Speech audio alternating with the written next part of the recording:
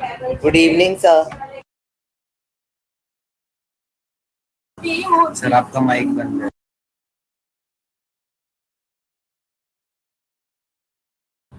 Good evening sir. Good evening sir, आपका mic off है। Sir आपका sir mic mic. Good evening sir. Good evening sir. Good evening good sir. Evening sir. Good evening sir. Good afternoon sir. अच्छा, good afternoon. दो जन ने correct कर दिया, good afternoon. चलो गुड इवनिंग सर। इवनिंग की वही। ठीक है। Okay, very good evening all of you. Very very good evening. Okay, चलिए तो टेस्ट कैसे हुआ आप लोगों का? ठीक हुआ? Yes sir. Yes yes sir, बहुत यस अच्छा। सर ठीक था। Yes sir. ठीक था। यस सर, बस एक का आंसर गलत सेट था।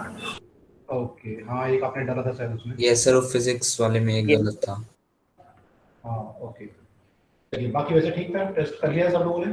सर वॉइस यस स्लो आ सर। रही है आपकी। Yes sir. ओके, वॉइस कम आ रही है? यस सर थोड़ा लो है। अभी देखो फास्ट ज्यादा करके देखता हूँ। अभी कोई फर्क आ रहा है? कम हुई, ज्यादा हुई या सेम है? अभी वॉइस में कोई फर्क आया?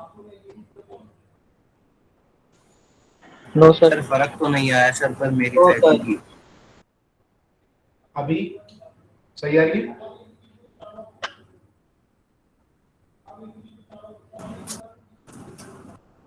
नो अभी नहीं आ रही? No sir. सर ठीक आ रही है। सर मुझे भी ठीक आ रही सर ठीक है। अच्छा ठीक आ रही है। ओके ओके, चलिए तो लास्ट टाइम हमने इमेज और ऑब्जेक्ट देखा था, क्या होता है? Yes sir. है। Yes sir. Sorry, yes sir. Yes sir. ये देखा था हमने। उसके अलावा हमने देखा था कि वर्चुअल सर इमेज आपने स्क्रीन शेयर कर रखी है क्या? शेयर नहीं किया। नहीं। No okay, sir. अच्छा मेरे अकॉर्डिंग मैंने कर रखी थी, तो आप कर लेते हो। चलो, right now visible. Yes sir. Yes sir. Yes sir. Okay, तो मैं कहता आपको कि लास्ट टाइम हमने देखा था ऑब्जेक्ट क्या होता है, इमेज क्या होती है। इमेज में virtual image, virtual object, real image, real object क्या होता है, ठीक है। प्लेन मिरर, इसकी प्रॉपर्टी क्या क्या है वो हमने देखा था।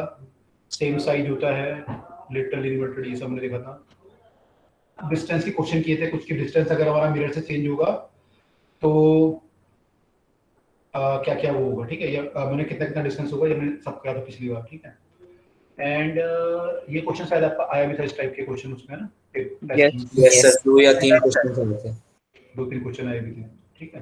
तो ये हमने किया था लास्ट टाइम पे मिरर की प्रॉपर्टी के बारे में। तो यहाँ तक किसी को डाउट तो नहीं, क्लियर है सबको यहाँ तक?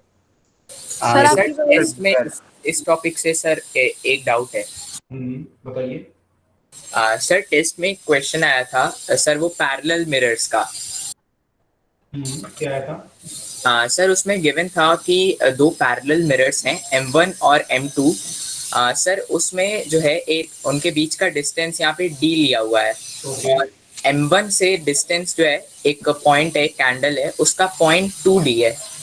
तो ये कह रहे हैं कि मल्टीपल इमेजेस कैंडल की दोनों मिरर में आएंगी, तो how far behind mirror 1 are the nearest 2 images of the candle in that mirror. अब वो 0.8 होगा ना दूसरा वाला। ये कितना था डिस्टेंस? सर ये 0.2। सब 0.2। सर पॉइंट सर आपकी वॉइस लो आ रही है। लो आ रही है क्या? बाकी लोग बताना एक बार। Sir clear. सर वॉइस ठीक आ रही है। सब वॉइस सर मुझे भी ठीक आ रही है। सर बाकी बच्चों के कंपैरिजन में थोड़ी सी लो है एकदम। ओके यस सर, सब बच्चों की यस ज्यादा आ सर। रही है। अच्छा, मैं पुराना वाला लेके आता हूँ ना, नए वाले से आप लोग सुन नहीं पा रहे हैं। पुराना वाला है, रुको एक minute.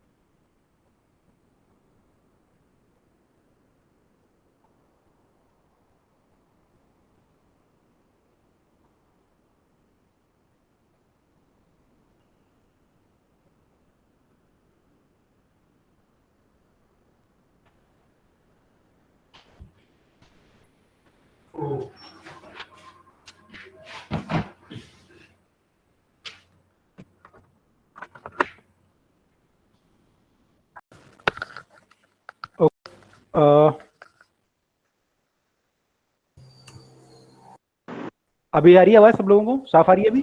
Yes, sir. Yes sir. Okay okay okay, यानी ये पुराना वाला सही काम करता है, नया वाला नहीं करता। Yes sir. ओके चलिए, तो यहाँ पे पॉइंट 2D और पॉइंट 8D था, ठीक है। अब क्वेश्चन क्या था कि M1 से नियरेस्ट टू इमेज पता नहीं है कहाँ कहाँ होंगी। Yes sir. Yes sir. ठीक है, तो कैसे किया आप लोगों ने? इसमें जो इमेज बनेगी वो कैसे कैसे बनेगी? तो पॉइंट 2D पे बनेगी। पहली इमेज से 0.2D पे यस होगी। सर।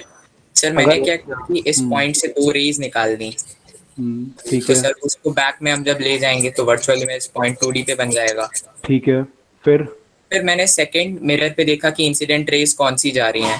हम्म, तो सर सेकंड मिरर पे जो इंसिडेंट रेज जा रही हैं सर, वो मतलब उनका डिस्टेंस हो जाएगा ऑब्जेक्ट से 1.2D। हाँ एक्चुअली देखो, ओके डायरेक्ट भी जाएंगी ना, डायरेक्ट भी तो जाएंगी, ये तो आपने यहाँ से लिया। Yes sir. Yes sir. Direct भी जाएंगे। जो डायरेक्ट जाएंगी वो 0.8D के डिस्टेंस पे है, ये जो डायरेक्ट जाएगा ऐसे। Yes sir. Yes sir. Image 0.8D पे बनेगी इस वाले की। Yes sir. और जो ये वाला होगा, इसकी जो इमेज होगी वो कितने पे बनेगी यहाँ पे? सर 0.8D कैसे डिस्टेंस हुआ? ये 0.8D तो था। कैंडल वाला ना, नॉर्मल जो कैंडल। 1.2 सर 1.2D पे बनेगी ये दूसरी वाली की। ये डिस्टेंस 1.2D पे। हाँ, ये 0.2D है और ये D है, तो ये 1.2D हो गया टोटल। तो Yes. इस वाले मिरर से ये 1.2D पे है ये वाला ऑब्जेक्ट, मैंने जो ये ऑब्जेक्ट हो गया इसके लिए। तो जो इसकी इमेज बनेगी वो 1.2D पे बनेगी, है ना? Yes sir. Yes sir. ठीक है, अब क्या होगा? अब कौन सी बनेगी? ये बन गया 0.2D पे, ये बन गया 0.8D पे। ये तो पहली बार वाली, ये डायरेक्ट इमेज है ना दोनों? Yes sir. Yes, sir. ये डायरेक्ट इमेज है। फिर जब इसकी इमेज यहाँ बनेगी तो 1.2D पे बनेगी।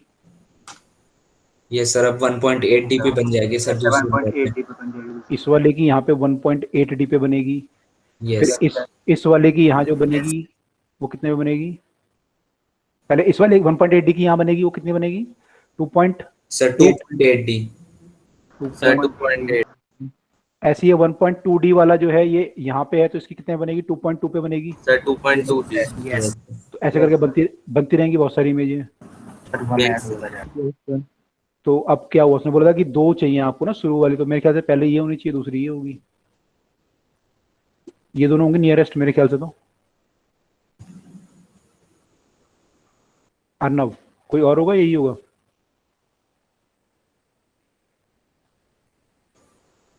यस सर यही। Yes, sir, यही है। यही दोनों होगा ना, 0.2D और 1.8D। ठीक है, अब सर Yes. ये अब 1.8D को हम किस लिए ले रहे हैं मतलब? किस में ले रहे हैं मतलब?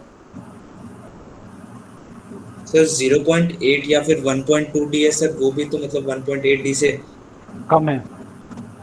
Yes sir. हाँ, लेकिन क्वेश्चन ये पूछा ना कि आपको इससे बताना ना डिस्टेंस की मिनिमम, जो पहला इसकी मिरर है, जो इमेज M1 में M1 मिरर की इमेज पूछा है शायद क्वेश्चन। Yes sir. सर समझ आ गया सर, गलती क्या हुई। आगे समझ में? Yes sir. तो मुझे नहीं आया सर समझ में। ओके, अभी नहीं आया। यस सर, अभी ये नहीं आया सर सर नियरेस्ट बोला था ना। यस सर M1 से पूछा है क्वेश्चन में। ओके ठीक है, कहाँ पे फंसे आप लोग जिनको समझ में नहीं आया? अभी इमेज कैसे कैसे बनी ये समझ में नहीं आया, या नियरेस्ट कौन सी है समझ में नहीं आया? सर इमेज कैसे कैसे बनी है तो आ इमेज गया। कैसे बनी वो समझ नहीं आया। वो समझ में नहीं आया। ठीक है ठीक है ठीक है, कोई बात नहीं, बना लेते हैं, दोबारा बना लेते हैं। देखो ये ऑब्जेक्ट यहाँ पे था और ये डिस्टेंस था हमारा 0.2D इस मिरर से, और इस मिरर से हो जाएगा फिर 0.8D। ठीक है, यहाँ तक तो क्लियर है? Yes sir. Yes sir. ठीक है, अब O की जो इमेज बनेगी इस साइड पे वो बनेगी 0.2D पे पीछे बनेगी, ये प्रॉपर्टी है मिरर की। Yes sir. तो मान लीजिए ये आपका फर्स्ट इमेज बनी। ऐसी यहाँ पे जो इमेज बनेगी वो कितने पे बनेगी? 0.8।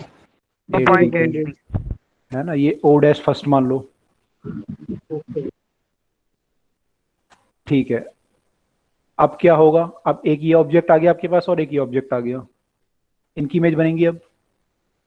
This will behave like an object. Yes अब ये जो ऑब्जेक्ट होगा ये कहाँ इमेज बनाएगा? इस वाले मिरर पे बनाएगा इमेज। कौन सा है सर, कौन सा ऑब्जेक्ट? O1 जो है हमारा, O1 कैसे बना है हमारा? O1 ऐसे बना है ना, यस। ऐसे करके बना होगा O1, ये पीछे एक्सटेंड किया होगा हमने तो O1 बना होगा। अब ये रे कहाँ जाएंगी? रे जाके M2 पे टकराएंगी तो वहां इमेज बनाएंगे अभी M2 पे। Yes sir. ठीक है, M2 पे बनाएंगे ना इमेज, तो M2 पे जब ये इमेज बनाएंगी तो M2 के हिसाब से ऑब्जेक्ट कितनी दूरी पे है? 1 M2 के हिसाब से ये जो O1 है ये कितनी दूरी पे है? 1.2D पे है। ये 0.2D ये हो गया और D तो ये है ही, तो इसके हिसाब से 1.2D की दूरी पे है। तो यानी ये जो इमेज बनाएगा अब वो कितनी दूरी पे बनाएगा? 1.2D पे बनाएगा। ठीक है, तो इस वाले की इमेज यहाँ बन चुकी है 1.2D पे। सिमिलरली ये जो 0.8D पे बना था इसकी इमेज इसके पीछे बनेगी, M1 के पीछे। यस सर, अब वो वहाँ बनेगी। तो कितना दूरी पे बनेगी? 1.8। सर वो भी 1.8। सर इसमें यही तो पूछा है सर, जैसे 1.8D और 0.2D वाली इमेज नियरेस्ट होंगी बनने के M2 पे। उसने पूछा कि सर फिर वो क्या पूछा था क्वेश्चन? कैसे इमेज बनेंगी? सॉरी, यहाँ तक तो इमेज क्वेश्चन में क्या पूछा? पहली बार आगे क्वेश्चन में क्या पूछा है? क्वेश्चन में क्या पूछा था अभी बताओ? क्वेश्चन है किसी के पास? आई थिंक ये पूछा था कि M1 से नियरेस्ट टू इमेज की दूरी कितनी होगी, ऐसा कुछ पूछा था M1 से। यस सर, यही पूछा था। Yes sir, yes sir, nearest yes sir. है ना, तो नियरेस्ट टू इमेज कौन सी हुई? एक तो ये वाली हुई O1 वाली और एक ये वाली हो जाएगी। सर एक 1। Yes sir.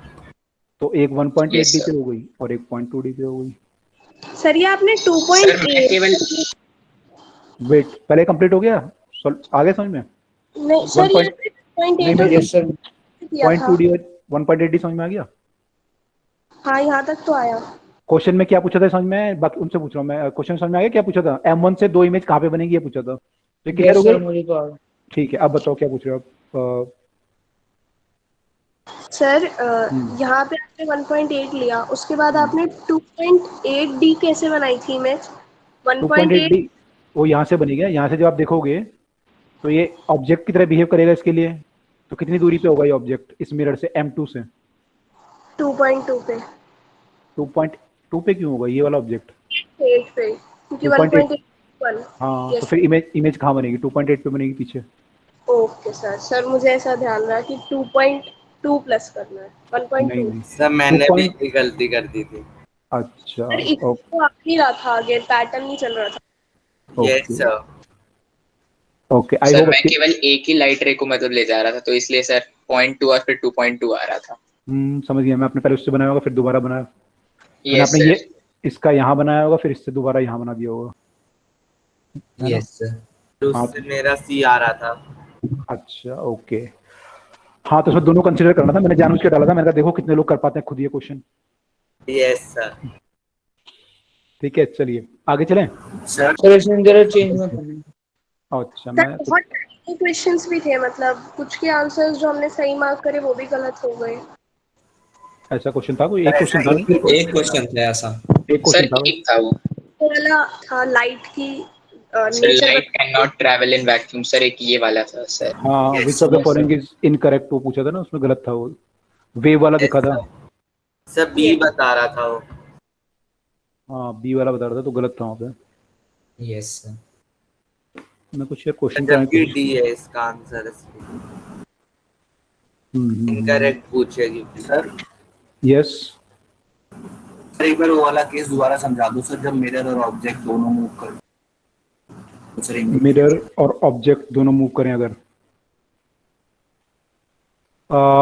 सर एक बार जरा वो कर दो पीछे, फिर बस हो गया। ओके, कर लो, नोट कर लो। सर रेक्टिनियरली का मतलब क्या होता है? उसमें फर्स्ट जो ऑप्शन था ना उसमें था कि लाइट। बताओ भाई, किसको पता है रेक्टिलिनियर मतलब क्या होता है? Yes sir. क्या होता है? सर लाइट जैसे कि हम मानते हैं वो स्ट्रेट ट्रैवल करती है, तो सर उसी को रेक्टिलिनियरली कहते हैं। Straight line motion. Straight line motion को rectilinear motion, straight line motion को रेक्टिलिनियर मोशन बोलते हैं। ठीक है, हाँ जी जैद। सर एक क्वेश्चन चैट में डाल रहा हूँ सर, देख लो। इससे रिलेटेड ही है, कोई आगे का तो नहीं डाल रहे? सर इसका तो आंसर टेलीग्राम सर आपने डीपीपी सॉल्व करने को कहा था ना, तो उसमें यस से सर, डीपीपी में तो सर एनुअल वाले क्वेश्चंस हैं सर, वो हम अभी वो करेंगे। करेंगे, अभी करेंगे, सर अभी मुझे नहीं तो बहुत किया। डाउट्स हैं इसमें। Okay sir. हाँ हाँ हाँ, अभी वो करेंगे तब आएगा, अभी नहीं। चैट में डाला आपने, डीपीपी कौन सा डाल दिया?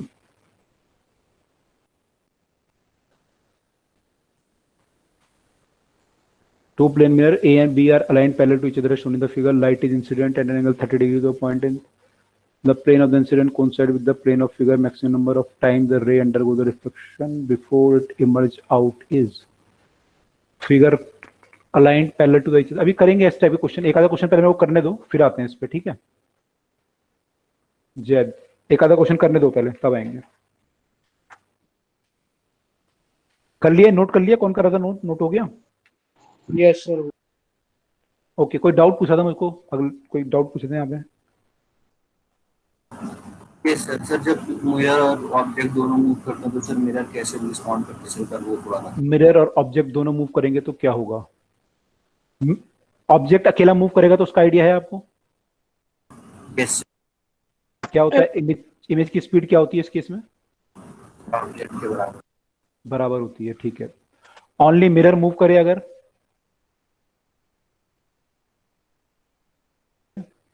तो सर ऑब्जेक्ट के हाफ आती है कि डबल आती है? ऑब्जेक्ट के डबल। माने ऑब्जेक्ट तो रुका हुआ है खैर, पर इमेज की स्पीड क्या आएगी इसमें? सर जो स्पीड है v, सर 2v हो जाएगी। 2v हो जाएगी सर, 2v हो जाएगी, है ना? मिरर से डबल आ जाएगी, ठीक है। यहाँ तक किसी को डाउट तो नहीं है? क्लियर था सबको? Yes sir, yes sir. एक अच्छा, आप स्पीड वाले ही करवा रहे थे, ठीक है। ऐसा ही सर एक उसमें भी क्वेश्चन आया था कि find the velocity of the image with respect to ground. हाँ वो तो खैर सिंपल ही था ना, विद रिस्पेक्ट टू ग्राउंड निकालना तो इजी है। देखो अब यहाँ पे अगर दोनों चीजें मूव करें, मान लो कि अगर आपकी इसकी स्पीड भी मान लो v है और इसकी मान लो 2v है सपोज, है ना? तो इमेज की स्पीड निकालनी है, तो इस v के कारण इमेज की स्पीड कितनी होगी? v किधर को होगी? हाँ इधर को ही होगी। Yes sir, mirror. Yes sir. ठीक है, मिरर की स्पीड 2v है, इसके कारण इमेज की स्पीड कितनी होगी? सर 4v किधर को होगी? सर मिरर के साइड। मिरर के साइड। 4v, तो दोनों को ऐड कर लेंगे। Yes yes sir, 5v। तो 5v आ जाएगी, तो अब इसकी स्पीड 5v आ जाएगी। तो ये दोनों केसों का, इन दोनों का सम है ये नीचे वाला, अगर दोनों मूव करने लगे, ठीक है। सर इसमें अगर सवाल में दोनों केसेस में अलग अलग लिखना पड़ता है, फिर उनका सम करके निकालना पड़ता है। हाँ बिल्कुल, क्योंकि कई बार ऐसा होता है, मतलब ऑब्जेक्ट इधर को आ रहा है और मिरर भी इधर को जा रहा है, तो फिर आपका v इधर को आएगा लेकिन 4v इधर को आ जाएगा, तो फिर 3v आ जाएगी, फिर स्पीड 3v आ जाएगी इधर को। सर सिंगुलर केस लेना पड़ेगा एक एक करके, फिर उन सबको कंबाइन करके आंसर निकलेगा। हाँ बिल्कुल, दोनों को सुपर इम्पोज करना पड़ेगा, ठीक है। इसके और तरीके भी हैं वैसे, लेकिन अभी मैं उस पर जा नहीं रहा। की साइड मिरर मूव करता है तो हमारी जो इमेज की स्पीड होती है वो डबल हो जाती है। हाँ लास्ट टाइम क्वेश्चन तो किया था हमने, 80 सेंटीमीटर वाला क्वेश्चन नहीं किया था? ये वाला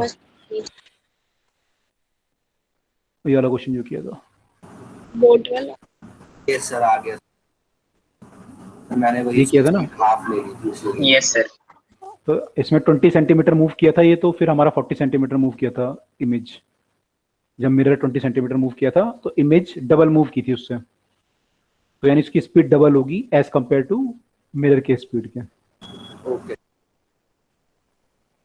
सर। यस सर, अगर जैसे जो हमारा ऑब्जेक्ट है वो मिरर की तरफ v स्पीड से जा रहा है, और हमारा मिरर जो है सर मतलब वो जहाँ पे हम अगर रन करें तो हमारी इमेज हमें स्टेशनरी दिख रही है। हाँ बन सकता है, बिल्कुल ऑब्वियसली बन सकता है, बन सकता है। ओके सर, ठीक है। अच्छा एक चीज और बताओ, ये आपके साथ डीपीपी में क्वेश्चन होगा कि ऐसा अगर होता मिरर और ऑब्जेक्ट ऐसे जा रहा होता, ठीक है, अब क्या आती इमेज की स्पीड? आप लोगों ने ट्रिग्नोमेट्री तो पढ़ लिया ना, cos थीटा sin थीटा वगैरह पढ़ लिया आप लोगों ने? Yes sir. Yes sir. Okay right. तो इसके हिसाब बता सकता हूँ मुझे कि ऑब्जेक्ट की सॉरी इमेज की स्पीड क्या आएगी? Yes sir. निकालो क्या आएगी?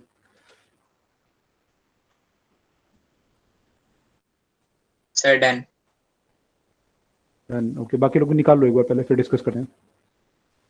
सर वो पता नहीं वेलोसिटी ऑफ, हाँ वेलोसिटी ऑफ इमेज क्या होगी? ऑब्जेक्ट की तो पता ही है आपको।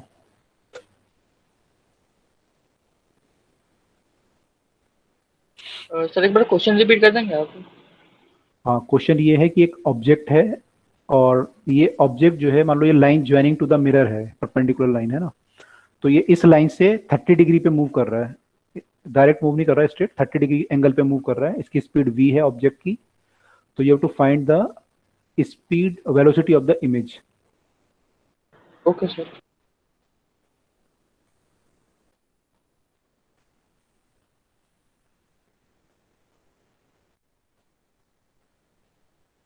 इसमें आपका पूरे का पूरा IQ वाली बात है ना, इसमें कोई फिजिक्स नहीं है, IQ है बस। ओके अभी डिस्कस करता हूँ आप लोगों से।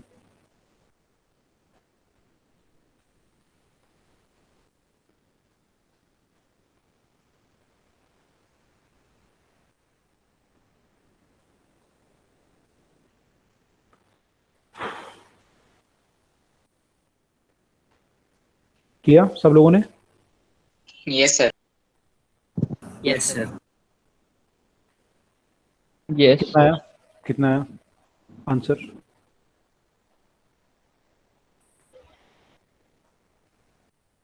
कितना आंसर आया? सर हॉरिजॉन्टली और वर्टिकली मतलब सेपरेट तो नहीं बताएंगे, तो सर उसी मतलब लाइन पे लेफ्ट साइड में 30 डिग्री पे v आ रहा है, और सर अगर हॉरिजॉन्टली बात करें तो वो √3v/2 और ऊपर की साइड वो v/2 से हमें मतलब मूव करता हुआ दिखेगा। v/2 से ऊपर और v√3 से horizontal. Okay yes sir v√3/2। Okay बाकी लोग सेम आंसर आया?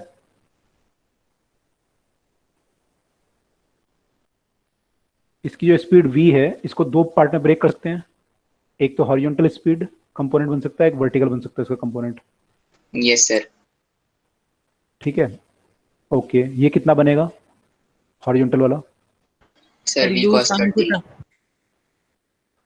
v cos 30 ये सबको पता है? ये किसी को डाउट है इसमें? ये पता है सबको? सर पता है। सर पता है। पता है ठीक है। ये वाला ऊपर वाला साइन होगा, p sin जिधर को एंगल होता है उधर को कॉस बनता है और दूसरी साइड को साइन बनता है। ठीक है तो ये स्पीड आई v cos 30 और ये आई v sin 30। एक बार दोबारा बता दीजिए, हमने वेलोसिटी को स्प्लिट किया और उसके बाद ये कॉस और सिन कैसे लगाया? मैं पूछ तो रहा था भी आप लोगों से, समझ में आया नहीं आया? नहीं आया? यस सर आपने मुझे भी पहले बताया था। देखो ऐसे आता है, कोई मान लो आपका ये ट्राइंगल है, ठीक है राइट एंगल ट्राइंगल, और ये वैल्यू x है, ये वैल्यू थीटा है। अगर मैं cos थीटा लिखूं तो cos थीटा क्या होता है आपका? मान लो ये बेस है, बेस बाय हाइपोटेन्यूज होता है। ओके तो बेस को क्या लिख सकता हूँ मैं? h cos थीटा लिख सकता हूँ? Yes sir. Yes sir. ऐसे ही जब ये p निकालोगे आप तो ये h sin थीटा आ जाएगा, अगर आप sin थीटा से निकालोगे तो इसको मैं h sin थीटा लिख सकता हूँ, है ना? Yes okay sir. यहाँ पे अब है ना, यहाँ पे वेलोसिटी ऐसे थी तो मैंने इसको जब ब्रेक किया तो इस वाले को मैंने क्या फॉर्मूले में बस ट्रांसपोज करके निकाल लिया। हाँ बिल्कुल ये था ना, v cos 30 लिखा मैंने यहाँ पे, v sin 30 लिखा। अच्छा तो मतलब जो हॉरिजॉन्टल थी वो v cos 30 हो गई और वो जो वर्टिकल थी वो भी, ठीक है समझ आ गया, v sin 30 आ गया। ठीक है ओके अब देखो v sin 30 से मान लो मेरी केवल वेलोसिटी v sin 30 ये होती, v/2 होती केवल, और मैं मिरर के पैरेलल चल रहा होता तो इमेज कैसे चलती मेरी? ऐसे चलती बिल्कुल पैरेलल, ऐसे v/2 यस सर पैरेलल चलती है ना? कैसे सर? अगर मैं मिरर के पैरेलल चलता रहूं, मैंने मिरर रखा है सामने और मैं उसके मिरर के पैरेलल मूव करता रहूं तो मेरी इमेज क्या होगी? मैं इधर को मूव कर रहा हूं तो मेरी इमेज भी ऐसी मूव करेगी। Yes sir. और डिस्टेंस कांस्टेंट रहेगा, मेरा डिस्टेंस ये भी कांस्टेंट है तो ये भी कांस्टेंट रहेगा, yes equal sir. Yes sir. तो बस ये इमेज ऐसी चलती जाएगी अगर केवल मेरी ये स्पीड होती v/2 होती अगर मान लो केवल, यस सर, है ना, तो इससे कोई फर्क नहीं पड़ेगा, तो सेम रहेगा ये तो। अच्छा ये v/√3/2 है, तो इससे क्या होगा, इससे आपकी वेलोसिटी इधर को भी आ जाएगी। यस सर, अगर मेरी स्पीड ये होती v cos 30 इधर को होती, तो इसकी जो इमेज की स्पीड होती है इधर को आती v/√3। Yes sir. ठीक है, अब मेरे पास दोनों स्पीड है, मेरे पास ये भी है और ये भी है, तो मेरी इमेज में क्या होगा, ये वाली स्पीड भी होगी और ये वाली स्पीड भी होगी, दोनों स्पीड होंगी।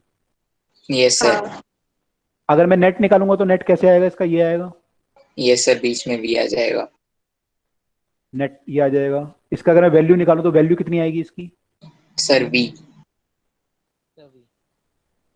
आ जाएगी। सर v आएगी। सर कैसे किन आएगी केस इस तरीके से डाइवर्ट कर हमें दे देंगे रखा है में?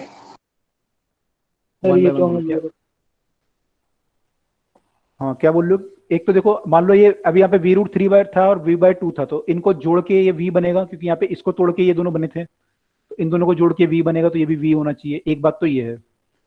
दूसरी बात, मान लो अगर कभी जनरल केस भी हो, अगर मान लो ऐसा हो कि मान लो ये स्पीड आपकी v है और ये स्पीड सपोज मान लो 5v है, और मैं पूछूं कि ये कितना होगा, तो ये कितना आएगा आपके हिसाब से, कैसे निकालोगे इसको?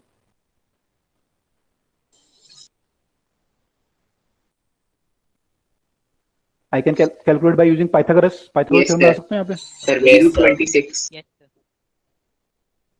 ना, तो दिस इज विल बी 5 का स्क्वायर प्लस 1 का स्क्वायर v आ जाएगा, ये इट इज अंडर रूट में चले ऐसा आ जाएगा ये। तो this is Pythagoras theorem actually, but we are applying is 5v ये है और v ये है, तो इनका जो रिजल्टेंट आएगा वो 26v आएगा। ऐसे यहाँ पे क्या है कि इन दोनों का रिजल्टेंट ये है, ये दोनों परपेंडिकुलर वेलोसिटी हैं और इन दोनों का रिजल्टेंट ये है।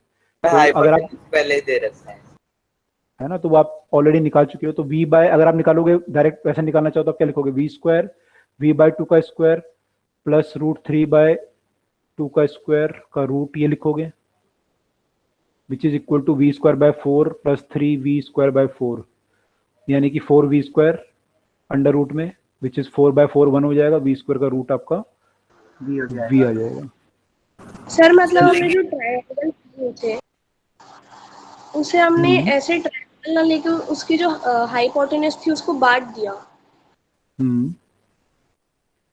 बांटा तुमने यहाँ पे, हाइपोटेन्यूज को हमने यहाँ पे बांटा है ना, यहाँ पे हमने इस वाले केस में v को ब्रेक किया है 2 पार्ट में, और इस वाले केस में हमने अपोजिट किया है, इन दोनों को ऐड करके हमने v लाए हम, है ना, v/2 और v/√3 को ऐड करके v लेके आए। तो जब ऐड करेंगे तो पाइथागोरस लाएंगे, ब्रेक करेंगे तो ट्रिग्नोमेट्री ये लगाएंगे, आपका जो लगा रहे हो आप ये cos थीटा sin थीटा। तो दो प्रोसेस। √3/2 और v/2 कैसे आया? इसका वैल्यू है ना, v cos थीटा का वैल्यू कितना होता है, v cos 30 का वैल्यू।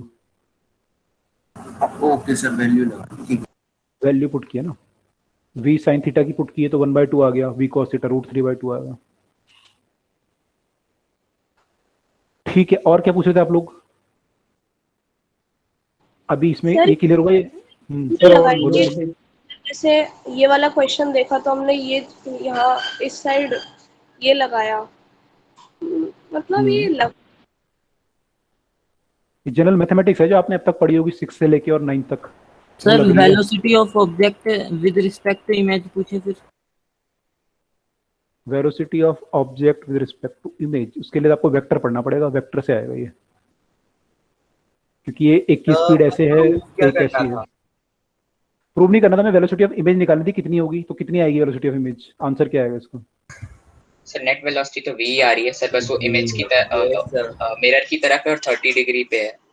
ओके सर, मतलब कांस्टेंट की तरह दी थी। बिल्कुल, अगर ये वाला एंगल मैं निकालूंगा तो ये निकाल सकते हो आप, एंगल 30 डिग्री आएगा। ठीक है सर क्लास 9 में आपने एक फॉर्मूले का जिक्र किया था, मतलब जो कुछ ऐसे था कि a² + b² + 2ab cos theta, sir वो भी इसी से रिलेटेड था क्या कुछ? वो अभी जब पूछे थे ना रिलेटिव, अगर मैं निकालूं तो वो रिलेटिव जो निकालते हैं ना वेलोसिटी वगैरह, तो ये एक वेक्टर का अप्रोच है एक्चुअली। वेक्टर में जब आप रिलेटिव चीज निकालते हो, कोई दो वेक्टर के बीच का अगर एंगल मान लो कुछ दिया हुआ है आपको, एक्चुअली ये होता है दो वेक्टर का रिजल्टेंट होता है। जैसे मान लो ये वेक्टर है और a है और ये वेक्टर b है, इन दोनों का रिजल्टेंट जब निकालते हैं ना टोटल, तो वो आता है a² + b² + 2ab cos theta. अब जैसे इस वाले केस में आप देखेंगे तो हमने क्या लिखा है, आपने फॉर्मूला लिखा है ए स्क्वायर प्लस बी स्क्वायर, जब आपने 90 डिग्री का केस लिया cos 90 जीरो हो गया ना, क्योंकि cos 90 जीरो हो गया। अदरवाइज इन जनरल ये होता है, अगर एंगल दोनों के बीच का थीटा होता, मान लो इन दोनों केस में इन दोनों के बीच का एंगल थीटा होता, तो उनका रिजल्टेंट जो आता है वो ये आता। तो ये तो 11th क्लास में पढ़ोगे आप, अभी भी आपके सिलेबस में नहीं है। Okay sir. सर इस वाले जो केस में हमने P को H साइन थीटा लिया, B को H कॉस थीटा लिया, मुझे यहाँ तक तो समझ आया। फिर हमने मतलब हाइपोटेन्यूज को डाइवर्ज कर दिया, या मतलब ट्रायंगल ऐसे बन रहा था, हमने दोनों इधर की साइड ले गए, ये क्या किया मतलब? हमने इसको ब्रेक किया, इसके बाद ये बना और ये बना। तो मतलब हमने हाइपोटेन्यूज को बांटा, या फिर जो ये P और B इधर की साइड थी, इन्हें हमने हॉरिजॉन्टल और वर्टिकल में भेज दिया? इस हाइपोटेनस को हमने बांटा है, मतलब एक हॉरिजॉन्टल डायरेक्शन में इसका देखा कितना वैल्यू आएगा और वर्टिकल डायरेक्शन में कितना वैल्यू आएगा। तो हमने यहाँ पे ये तो किया, ये जो v है इसका हमने हॉरिजॉन्टल कंपोनेंट बोलते हैं इसको, हॉरिजॉन्टल कंपोनेंट देखा कितना है और वर्टिकल कंपोनेंट कितना है, तो इसको ब्रेक कर दिया हॉरिजॉन्टल और वर्टिकल कंपोनेंट में। तो फिर जो वो ट्रायंगल बन रहा था वो नहीं बन रहा? ट्रायंगल तो बना सकते हो, इसको उठा के वेक्टर को यहाँ लगा दो तो ट्रायंगल बन जाएगा। और इसका आंसर में यहाँ लगा दो v/2, ये जो आपका ये है, ये जो वेक्टर है उसको उठा के यहाँ लगा दो, ट्रायंगल बन जाएगा। तो एक ही बात है सर। ये ना आपने सर आपने यहाँ पे आंसर भी v आ रहा था। मैं हाँ, इसलिए आपको सेम लग रहा है। अगर मैं इसको ऐसे शो करता है या फिर ऐसे शो करूं, दोनों एक ही बात है ना। इस वाली साइड में यहाँ जो हम लेंगे वो बस रिजल्टेंट ही लेंगे। अगर आप एंगल वगैरह लिखना चाहो तो लिख सकते हो at an angle of 30 degree with the line joining mirror to the object, ऐसे करके लिख सकते हो। और सर ये वाला फॉर्मूला लगाएंगे कब, जब हमें डिग्रीज में दी गई होगी कि जैसे इतनी डिग्री में? कौन सा वाला फॉर्मूला? ये पूरा यूज कर रहे हैं कि एक वर्टिकल स्पीड निकालेंगे और एक हॉरिजॉन्टल। इसमें हम तब लगाएंगे जब हमें मान लो एक्स और वाई में ब्रेक करनी है, क्योंकि किसी की वेलोसिटी अगर हमें एक्स और वाई में नहीं दिया हुआ और हमें एक्स और वाई डायरेक्शन में ब्रेक करना है अगर, तो हम ये फॉर्मूला लगाते हैं।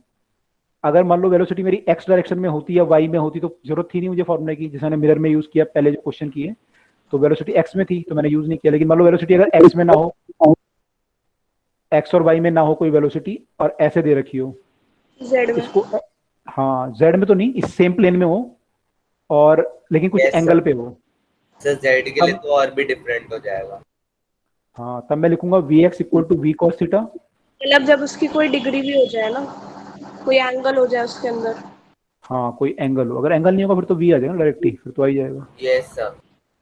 इस केस में तो हमने डिवाइड कर दी v को, वरना वैसे केसेस में दे रखी होती थी। हाँ, कुछ केस में दे भी रखा होता है आपको।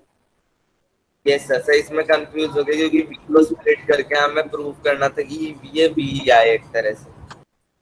अच्छा, इसको मैं क्वेश्चन को थोड़ा रिवर्स करता हूँ, सोचो देखो कर पाते हो नहीं कर पाते। अगर मान लो ये मिरर जा रहा होता है ऐसे, मान लो ऑब्जेक्ट रुका हुआ होता और मिरर v से जा रहा होता एट एन एंगल 30 डिग्री, अब क्या आता है velocity of image?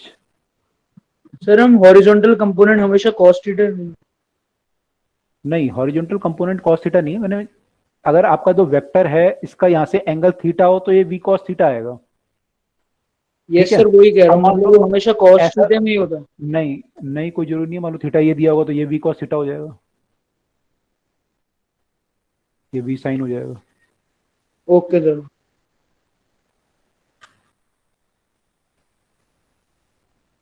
Sir 2v से velocity of image is coming 2v आ रहा है।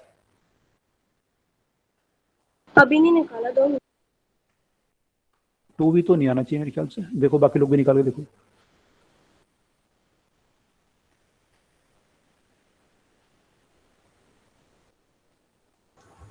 सर v√3 आ रहा है क्या? v√3 is the right answer. Yes sir. Sir v√3 तो सर उसका हॉरिजॉन्टल कंपोनेंट ही आ रहा है ना? सर उसका नेट निकालेंगे तो सर v/2 का नेट निकलेगा। सर v√3 हॉरिजॉन्टल आएगा और वर्टिकल आएगा 0.5। नहीं, करो वर्टिकल नहीं आएगा। वर्टिकल कहाँ से आएगा? देखो सोचो सब सर लोग, वर्टिकल मिरर पे बना है सर, वो कैसे आएगा? सोचो सब लोग, वर्टिकल नहीं आएगा। Yes sir. ये तो इसमें हुआ है, इसमें पूरा IQ का गेम है ये। And presence of mind.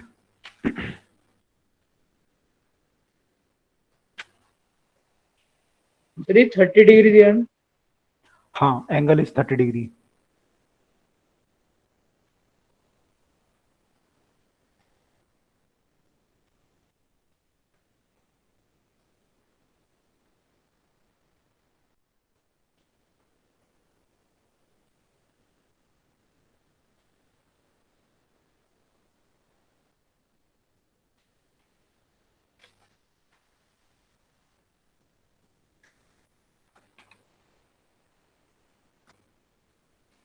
Sir v by √3 होगा। नहीं, v बाय नहीं होगा। v बाय कैसे आ रहा है? रूट को एक सेकंड सर। कंपोनेंट तो ये बनेगा इसका v cos 30, यानी कि v cos ये सर इनकी कॉस 30 बन गई। तो ये v yes sir, v cos 30 और इधर को ब्रेक करोगे तो ये v sin 30 आएगा, यानी v बाय √2।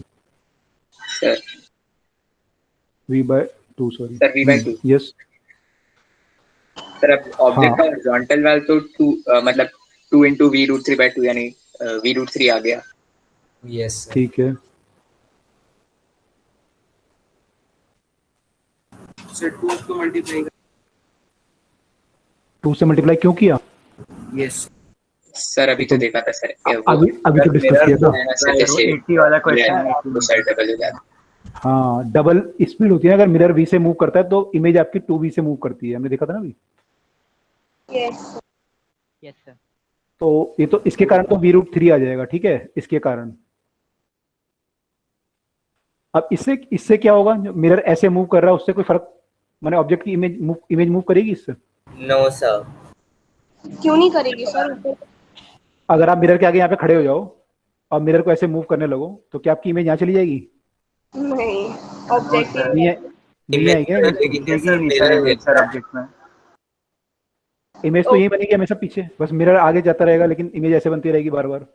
तो इसके मूव करने से कोई फर्क नहीं पड़ेगा। यहाँ पे इसकी v जो है 0 आएगी, कोई फर्क नहीं पड़ेगा, है ना? तो इस मोशन से कोई फर्क नहीं पड़ेगा, केवल फर्क पड़ेगा इस वाले मोशन से, हॉरिजॉन्टल से। हॉरिजॉन्टल से। तो आपका जो वेलोसिटी आएगा इमेज का वो आएगा v√3, क्योंकि यहाँ पे मिरर जो मूव कर रहा था v√3/2 से कर रहा था, उसका डबल स्पीड आ जाएगा, v√3 आ जाएगा। ठीक है। Okay sir. सर ये आपने नीचे में 2 डायग्राम्स क्या बना रखे हैं? मैं सॉल्व कर रही थी। कौन से? ये वाले? हाँ सर, ये वाला ऊपर वाला तो हाँ, मैं ये कह रहा था जहाँ पे थीटा होगा उस तरफ को कॉस बनाएंगे। जैसे यहाँ पे थीटा इस तरफ को था तो इसका कंपोनेंट इधर को v cos थीटा बना। यहाँ पे थीटा इधर को था तो v cos थीटा इधर को आया। अगर एंगल उधर ऊपर की साइड है ये।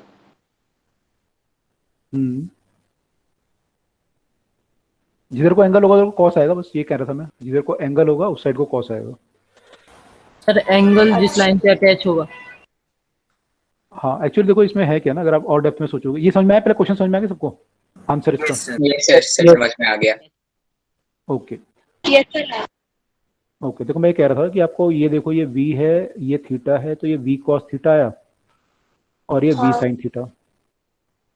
इस केस में अगर मान लो मैं यहाँ पे थीटा मानूं तो ये एंगल कितना हो जाएगा? 90 कितना आएगा ये? Sir cos theta. यस जैसे cos 90 sin थीटा हो जाएगा। ऐसे ये क्या आ जाएगा? cos थीटा हो जाएगा सर, और v cos थीटा जैसे v sin 90 माइनस थीटा ऐसे आ जाएगा। तो मैं डिटेल में नहीं जा रहा, लेकिन मैं कह रहा था आपको जिधर को थीटा होगा उधर को हमें कॉस लेना है, जिधर को भी थीटा होगा, और उसके अपोजिट साइड वाले पे साइन लेना है। बस ये ध्यान रखो। ठीक है? Yes sir. ओके। अपोजिट में हमेशा परपेंडिकुलर होगा। क्या परपेंडिकुलर? हाँ, कंपोनेंट परपेंडिकुलर ब्रेक किए हमने एक्स और वाई में। थीटा के अपोजिट हमेशा परपेंडिकुलर होता है ना, तो फिर वो साइन हो जाएगा। अच्छा अच्छा, हाँ ठीक है, ऐसे याद कर लो। ठीक है। ओके, तो आई थिंक ये मिरर वाले स्पीड वाले आपको समझ में आ गए होंगे। अब जो अगर दोनों मूव करें तो क्या होगा? Yes sir. सर एक डबल कैसे हो जाएगी? एक बार आप उसका रीजन दोबारा बता सकते हैं कि जब मिरर इधर घूमेगा तो इमेज की स्पीड डबल हो जाएगी। अगर वो 3 घूम रहा है तो क्या उसकी 6 टाइम्स हो जाएगी? क्वेश्चन करना कि इसकी स्पीड मान लो 3 मीटर पर सेकंड है, तो इसकी 6 आएगी या नहीं आएगी। इसको हमने सॉल्व किया था, अब इसको डिस्टेंस ले लेना, इसका डिस्टेंस जो है कुछ मान के 100 सेंटीमीटर मूव कर रहे होते हो तो सर हम ऐड कर देते ना, जैसे पहले का। हाँ, दोनों अगर मूव कर रहे हो फिर ऐड करेंगे, लेकिन सिंगल अगर मूव कर रहा हो मिरर आपका, तो इसको उस क्वेश्चन से सॉल्व, आपने जो क्वेश्चन किया था एक बार दोबारा देखना उस क्वेश्चन को, जब हमने लास्ट टाइम क्लास में किया था, तो उससे आपको समझ में आ जाएगा। ठीक है, ओके। तो दिस वाज दिस थिंग। अब आते हैं इसमें, आप लोगों ने पढ़ा था कि एंगल ऑफ इंसिडेंस और रिफ्लेक्शन वगैरह आपके बराबर होते हैं, वो सब पढ़ा था आपने? Yes sir. ठीक है, ये हमने पढ़ा था कि एंगल ऑफ इंसिडेंस और एंगल ऑफ रिफ्लेक्शन बराबर होते हैं। ठीक है, एक चीज होती है angle of deviation. Angle of deviation मतलब क्या होता है?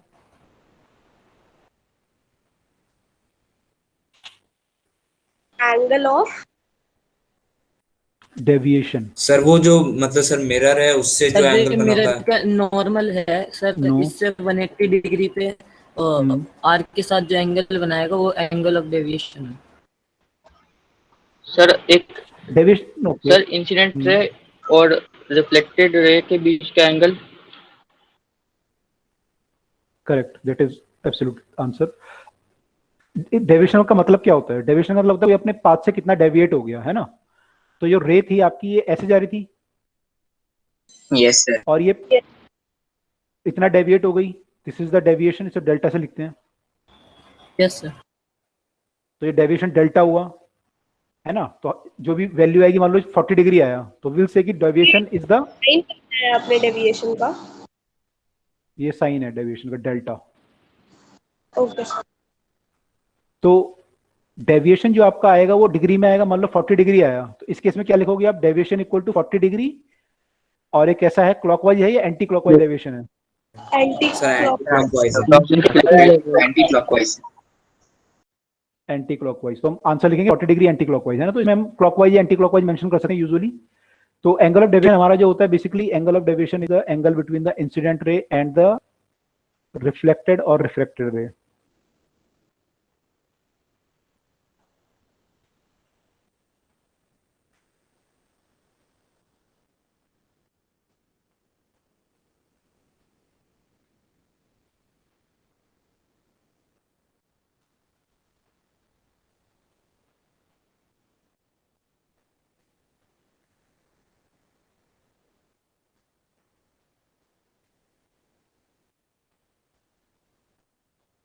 ठीक है, this is angle of deviation. ठीक है, तो आई होप ये सबको क्लियर है। तो सर फिर ये चेंज पीछे क्यों चले गए थे? तो फिर तो वो आई और आर के बीच वाला एंगल हुआ ना। कौन सा एंगल आई और के बीच में हुआ? मतलब हम नीचे की साइड क्यों चले गए? वो तो वहीं से ही जैसे नॉर्मल बना हुआ है, और जहाँ हमने दोनों रेस वो तो जो बीच का okay, yes, I was coming to that question कि आपने एंगल ये वाला क्यों नहीं लिया, क्योंकि ये एंगल भी हो सकता था। हाँ, नीचे क्यों गए हम? हाँ, तो ऐसा हम क्यों नहीं किया हमने, क्योंकि जब भी आप कोई दो, ये वेक्टर्स हैं एक्चुअली, ये डायरेक्शन है इनकी, है ना, तो इसकी डायरेक्शन जो है वो इधर को थी। क्या होती है सर? इसकी डायरेक्शन इधर को है, डायरेक्शन, है ना।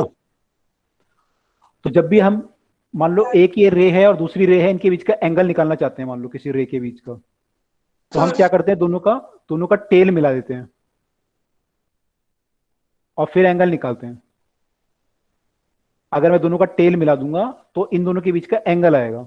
अब मान लो ये एक रे ऐसे है और एक रे ऐसे है, और आपने मान लो ये इनको टेल नहीं मिलाया, आपने ऐसे मिलाया इनको, हेड से टेल, तो अब क्या एंगल आएगा? ये आएगा। तो क्या दोनों एंगल सेम होंगे, ये और ये? नो सर, नहीं होंगे। नो सर, एक नहीं होंगे, है ना। तो रे के बीच में जो हम एंगल निकालते हैं, दोनों का टेल मिला के जो एंगल आता है उसको हम इनके बीच का एंगल डिफाइन करते हैं। हाँ, तो जब इंसिडेंट रे जो थी आपकी वो ऐसे बनानी पड़ेगी आपको टेल मिलाने के लिए, यहाँ पे ऐसे बनाना पड़ेगा आपको टेल, क्योंकि डायरेक्शन तो यही है इसकी। तो अब आप इनके बीच का जो एंगल आएगा उसको हम बोलेंगे angle of deviation.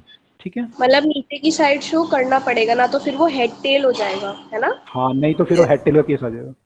Okay sir, समझ आ गया। मतलब टेल से बनेगा एंगल। हाँ, टेल को टेल से जो मिलाएंगे उनके बीच में जो एंगल आएगा वो हम एंगल ऑफ इंसिडेंस बोलेंगे, जब टेल से टेल मिलेगी। सर हम हेड से हेड नहीं मिला सकते ना? हेड से हेड भी मिला सकते तब भी सेम आएगा। अगर हेड से हेड मिलाओगे तब भी आंसर सेम आएगा, या टेल से टेल मिलाओगे तो सेम आएगा, लेकिन हेड से टेल मिलाओगे तो नहीं आएगा। Okay okay sir. ओके, ठीक है। अच्छा ये बताओ, अगर मान लो हाँ, एक टेस्ट में यहाँ 90 डिग्री दे रखा था और पूछा था आई और आर बताइए। वो तुम कर चुके थे ऑलरेडी क्लास में। 90 डिग्री होगा तो angle of incidence is 0, 45 angle of incidence yes sir, वो दोनों 0 0 हो जाएंगे। ये 0, ये भी 0 हो जाएगा। ये पूछा था नहीं सर दोनों के बीच का डिफरेंस बताया। सर आई प्लस आर फिर 90 हो जाएगा ना उस केस में, तो सर आई और आर 45। अच्छा, हाँ तो कर लेना। तो वो बोल रहे हो, ये आप थोड़ा टेलीग्राम ग्रुप पे डाल देना, वो तो हो जाएगा। देखो ये इस क्वेश्चन में बताओ पहले। अभी यहाँ पे एंगल ऑफ इंसिडेंस मान लो अगर होता सपोज 35 डिग्री, तो can you tell me what is the value of delta? Yes sir, 70 degree anti clockwise. नहीं 70 नहीं आएगा sir 110 sir 110 degree anti clockwise. 110 degree correct. बाकी लोग भी देखो 110 आ रहा है। Yes sir. Yes sir 180 minus I plus R लगा देंगे। सर 110 तो आ रहा है, पर मतलब आर और इधर सर समझ आ गया। सर आई प्लस आर और आई और आर सेम होंगे तो 35 प्लस 35 हो जाएगा 70, 180 माइनस 70। करेक्ट। ये पूरा एंगल 180 होगा। 180 में से 35 प्लस 35 माइनस करना पड़ेगा, पूरा एंगल तो 180 होगा ये। यस सर, तो 110 आ जाएगा एंटी क्लॉकवाइज, यानी एस जो हमारा एंगल ऑफ डेविएशन। सर हम एंटी क्लॉकवाइज क्यों करें? क्योंकि इंसिडेंट रे इधर को जा रही थी और रिफ्लेक्टेड रे इधर को जा रही है, तो ये जो इंसिडेंट रे थी ये एंटी क्लॉकवाइज घूम गई। हम ये बोल सकते हैं टकराने के कारण, मिरर से टकराने के कारण एंटी क्लॉकवाइज घूम गई है, रोटेट कर गई। ठीक है, ओके ठीक है। आंसर आया सबका? 110 आया? यस सर, आ गया। Yes sir. ओके ठीक है। मतलब उसने इधर ले लिया ना 180 डिग्री, अब ऐसे जहाँ आपने बना रखा है। हाँ, ये पूरा एंगल 180 है। 180 में से हमने 70 माइनस किया तो 110 आ गया। सर पीछे लीजिए 2 मिनट बस।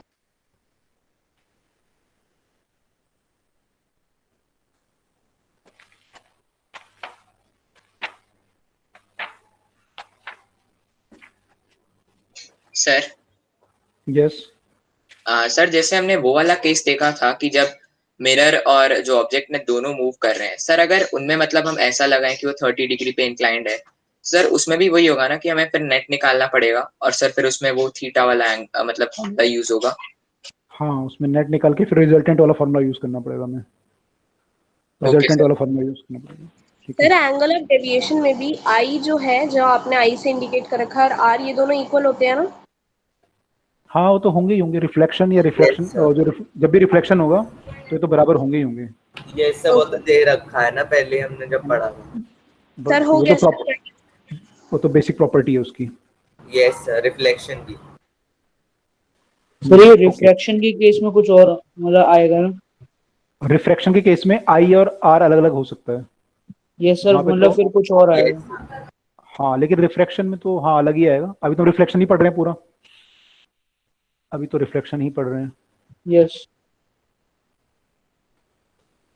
ठीक है, मान लो ये रे आ रही है आपकी यहाँ से, और suppose this is angle is 60 degree, this is mirror 1, this is mirror 2,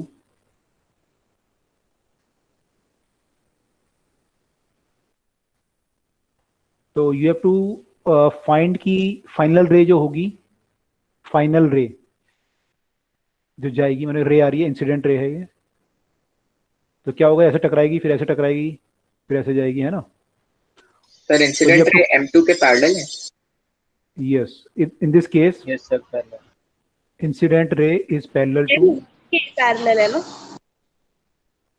अच्छा, रिफ्लेक्टेड रे M1 के, incident M2 parallel to M2। Reflector का मैंने कुछ नहीं बताया भी किसके पैरेलल है, लेकिन ये लिखा है कि incident ray is parallel to M2 तो यू हैव टू फाइंड, और ये दिया आपको angle between M1 and M2 is equal to 60 degree.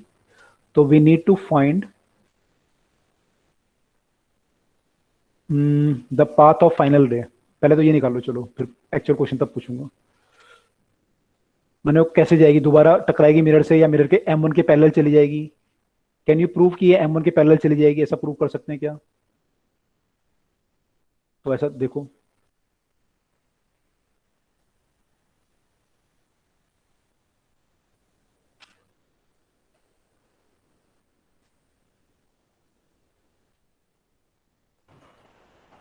Proof करना है सर? चलो प्रूव भी कर लो। वैसे तो आप निकाल सकते हो, पर let us try to prove. आप लोग देखो प्रूव करके कर सकते हो क्या कि ये बराबर होंगे? यस सर, प्रूव हो गया सर। जो रिफ्लेक्टेड रे वो M1 के पैरेलल ही जाएगा। जा रहा है, ओके। बाकी लोग भी देखो। सर पाथ ऑफ फाइनल रे का क्या मतलब है सर? मतलब ये रे इंसिडेंट है, फिर ये रे यहाँ जाएगी और फिर फाइनली यहाँ चली जाएगी। तो ये फाइनल रे जो है आपकी, ये इसका पाथ कैसे होगा? मैंने M1 के पैरेलल होगा या कैसे होगा मतलब? Okay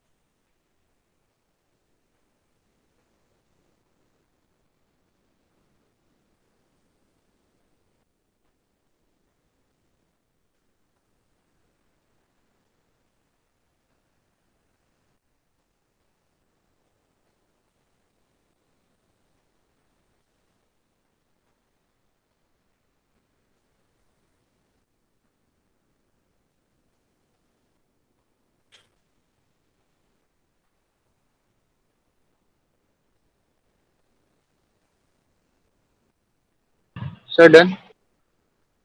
done. पैरेलल आया? Yes sir.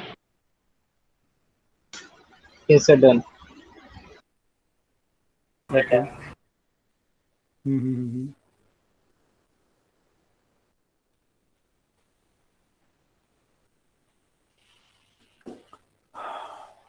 तो इसमें अगर हम देखें तो ये एंगल कितना होगा? 60 डिग्री। 60 डिग्री। तो 90 माइनस आई मिल गया। कौन सा एंगल बोलते हैं इसको? ये 60 है तो ये भी 60 होगा sir corresponding angle. Corresponding, okay. तो ये 60 हो गया, ठीक है। तो फिर आपको सर यहाँ से एक 90 ले लेंगे तो 30 हो जाएगा। ये एंगल 30 होगा परपेंडिकुलर अगर ड्रॉ करोगे तो। तो ये एंगल भी 30 आएगा। Yes sir. डेविएशन और ये सर 30 आएगा। 60। सर ये वाला 60 60 आएगा। तो ये एंगल कितना आएगा फिर?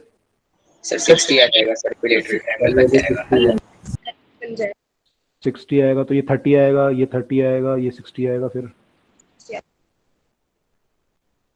तो ये एंगल और ये एंगल बराबर आ रहा है, यानी कि मिरर और ये रे आपस में सर सेम आ रहे हैं ना, तो फिर प्रूव हो जाएगा। प्रूव हो गया कि उल्टा हो जाएगा। स्टैंडिंग एंगल्स इक्वल है तो लाइन का बिल्कुल। तो पाथ ऑफ फाइनल रे जो होगा it is parallel to M2 mirror. M2 mirror M1। Yes sorry M1। Sir M2 पे तो 60 डिग्री पे। Yes sir. अच्छा, इसमें आपको पूछूं डेविएशन कितना है रे का? क्या आया? ये कितना होगा? सर इंसिडेंट और फाइनल के बीच में डेविएशन। हाँ, इंसिडेंट और फाइनल के बीच में।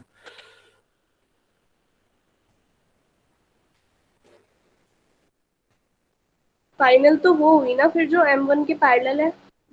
हाँ, फाइनल ये हुआ, इंसिडेंट ये वाला है, तो इन दोनों के बीच में एंगल कितना होगा?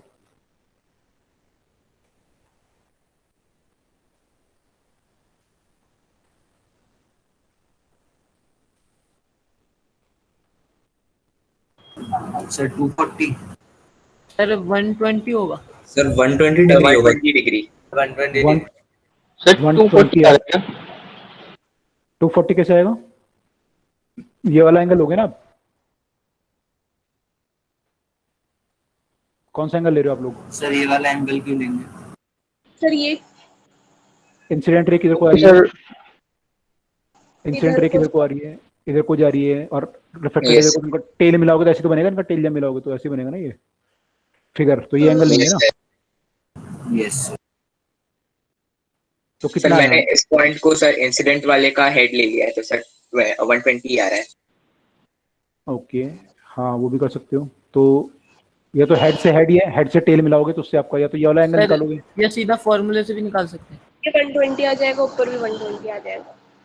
तो डेल्टा हमारा जो आ रहा होगा वो 120 आ रहा है ना? Yes sir 120। Yes sir. Yes sir. Clockwise या anticlockwise? Clock. Sir anti clock. Anticlockwise. Sir anti. ये इंसिडेंट रे है और ये रिफ्लेक्टेड है। सर तो ये क्लॉकवाइज होना चाहिए ना? हाँ, क्योंकि हमने इसमें डेल्टा सर राइट साइड में जा रहे हैं ना? आपका जो एंगल हुआ है, डेविएट जो हुई है रे आपकी, मैं आपको अगर एरो से दिखाऊं तो ऐसे दिखाऊंगा ना इसको।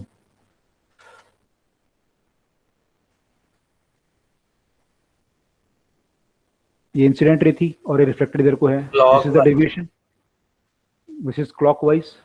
और सर जहाँ हमें टेल नीचे बनानी पड़ती है वहीं तो एंटी क्लॉकवाइज होता है ना ज्यादातर। नहीं नहीं, ऐसा कुछ नहीं होता। टेल नीचे मतलब जैसे हमने पिछले वाले क्वेश्चन में नीचे टेल बनाई तभी जाके तो दोनों की टेल मीट हुई।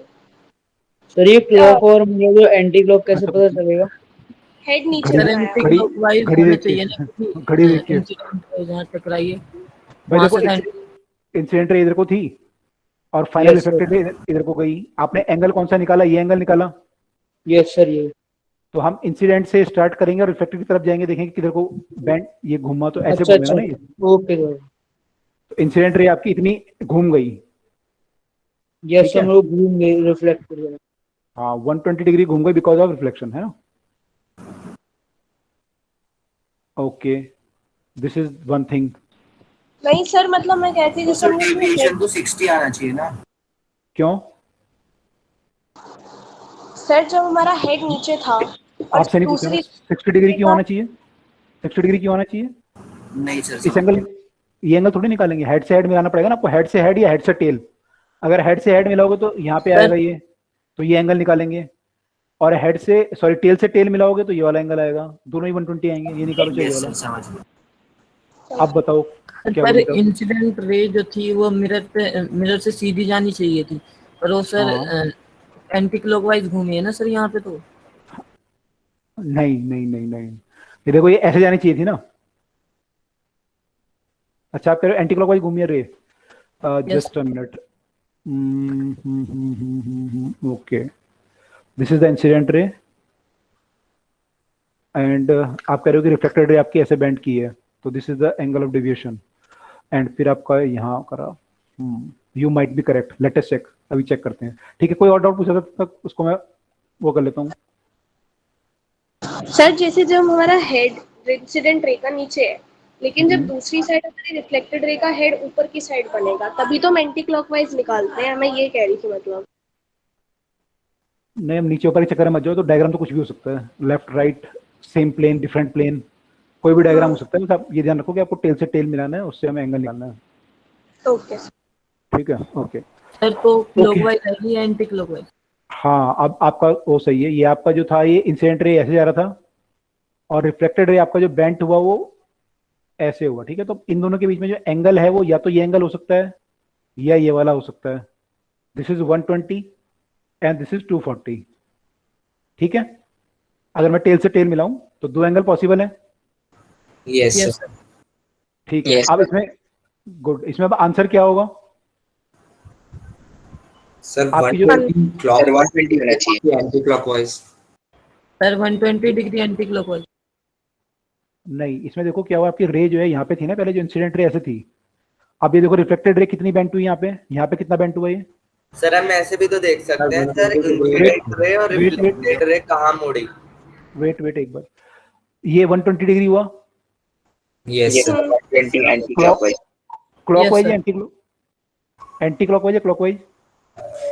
Anti clockwise. Anti clockwise. Anti clockwise. और जब रे यहाँ पे जा रही थी फिर दोबारा ये बेंट हुई यहाँ पे, यस Yes, सर। sir. ये भी 120 होगा। Yes sir 120। सर ये भी एंटी सर ये भी ये एंटी भी एंटी, क्लॉकवाइज। तो नेट क्या आया? नेट क्या आया फिर? 240 anti clockwise. Sir 240 anti clockwise. This should be the right answer, correct. Sir एक बार दोबारा। सर एक बार Yes, sir. समझा दीजिए। तो मेरे एक डाउट था। पहले मैं एक बार समझा देता हूँ, 120 क्लॉकवाइज को करेक्ट नहीं लेंगे। फिर डाउट पे आएंगे। पहले मैं एक बार क्लियर करता हूँ दोबारा से, फिर आते हैं डाउट पे, सबके डाउट देख लेते नहीं हैं। सर इसी से रिलेटेड है। वेट मैं इसको पहले सर अपना मतलब हमेशा clear इन करना। दोनों का रिजल्टेंट लेंगे। डेविएशन एंगल जो होगा इंसिडेंट रे, मतलब एंगल ऑफ इंसिडेंट के, अगर angle of incident anti clockwise है तो डेविएशन एंगल जो होगा वो क्लॉकवाइज होगा। नहीं, एंगल ऑफ इंसिडेंस तो क्लॉकवाइज एंटी क्लॉकवाइज कुछ नहीं होता, आपको देखना पड़ेगा रे किधर को जा रही है ना। वेट एक मिनट, मेरे को कंप्लीट करने दो पहले। देखो इस केस में आपको मान लो ये रे इधर को जा रही थी, इंसिडेंट रे इस वाले मिरर पे टकराई, टकराने के बाद इधर को बेंट हो गई, तो ये इंसिडेंट रे है और ये रिफ्लेक्टेड रे है। अब मैं इन दोनों के बीच Yes, sir. अगर निकालूं तो this should be the angle. Sir voice Yes, break sir. हो रही है। वॉइस ब्रेक हो। नहीं सर समझ क्लियर है सर। यस सर, वो बीच में हुई थोड़ी सी। अच्छा, व्हाट आई एम सेइंग कि Yes, this should sir. B the angle 120 degree. Yes, तो आपकी sir. जो रे है वो 120 डिग्री बेंट हुई है, क्लॉकवाइज हुई है, एंटी क्लॉकवाइज हुई है? Sir anti clockwise.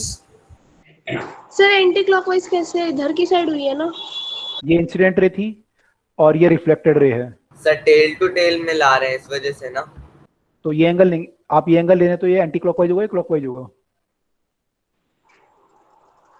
Anticlockwise. Sir anticlockwise ही होगा। Anticlockwise. अब इस वाले पॉइंट पे देखता हूं मैं, इस वाले पॉइंट पे this is the incident ray, this is the Yes, sir. Reflected ray. Incident ray को मेरे को Yes. आगे बढ़ाना पड़ेगा। This is the angle of deviation, yes again 120, this is clockwise और anticlockwise? Sir anticlockwise. Sir anticlockwise. Clockwise sir. Anti clockwise. तो दोनों बार जो डेविएशन हुआ वो एंटी क्लॉकवाइज हुआ, 120 हुआ, तो दोनों क्या होंगे, ऐड हो जाएंगे yes sir. Same question direction में। बदल गया हमारा। सेम डायरेक्शन में है तो ऐड हो जाएंगे ना, एंटी क्लॉकवाइज है ना दोनों। सर हमारा क्वेश्चन बदल गया है क्या? हमने आंसर तो निकाल लिया था उस क्वेश्चन का। नहीं, उसका आंसर वो नहीं होगा ना, उसका आंसर ये होगा जो जैद ने बोला, दैट वाज करेक्ट पॉइंट। इसका आंसर जो आएगा वो 240 आना चाहिए, एंटी क्लॉकवाइज। क्यों? 120। अभी तो वही तो बता रहा हूँ आपको, क्योंकि फर्स्ट पार्ट में जब आपका डेविएशन जो हुआ that was 120 degree anti clockwise, और सेकंड केस में जो डेविएशन हुआ वो भी 120 एंटी क्लॉकवाइज हुआ। Yes sir. तो नेट डेविएशन कितना होगा? 240 एंटी क्लॉकवाइज होगा, है ना। अब आपने गलती क्या की थी, आपने जब दोनों रे को मिलाया था तो दोनों रे के बीच में एक तो एंगल ये पॉसिबल है। कौन सा सर? एक मिनट छोड़िए। अगर जब आपने दोनों रे को यहाँ पे मिलाया था, हाँ। Yes sir. तो this was one angle possible between the rays and Yes, this is sir. One more angle. Yes sir. Yes sir. अब आपको देखना है अब आपको देखना है कौन दोनों। हाँ, टेल टू टेल ही मिला रखा है मैंने कोई चेंज थोड़ी किया। Yes sir. नहीं पहले जो हमने 120 निकाला था वो हेड टू हेड था ना शायद। नहीं, वो भी टेल टू टेल ही था। ये 120 ही आ जाएगा ना। यस सर, आप बताइए। तो या तो मैं आंसर 120 लिखूंगा या 240 लिखूंगा। Yes sir. 120 कब लिखूंगा? अगर मेरी रे ऐसे डेविएट हो रही होती क्लॉकवाइज तो मैं 120 लिखता आंसर। Yes sir.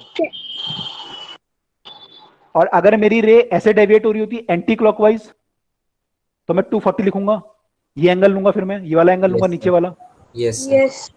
और हमारी तो हमारे रे रिवर्ट हो रही थी, समझ अब आ गया। हमारे केस में क्या हुआ है, कौन सा केस हुआ है, ऊपर वाला केस हुआ है नीचे वाला? नीचे वाला। नीचे। नीचे वाला 240 वाला केस हुआ, 2 बार वो रिफ्लेक्ट किया, दोनों बार उसने एंटी क्लॉकवाइज डेविएशन शो किया मिरर ने।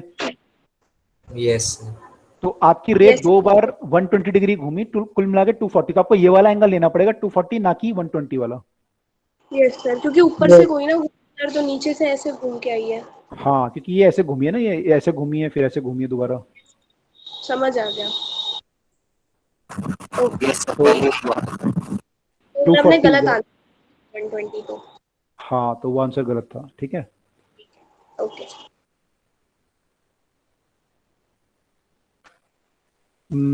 ओके, तो सर, ऐसे क्वेश्चंस आते हैं एनटीएससी में?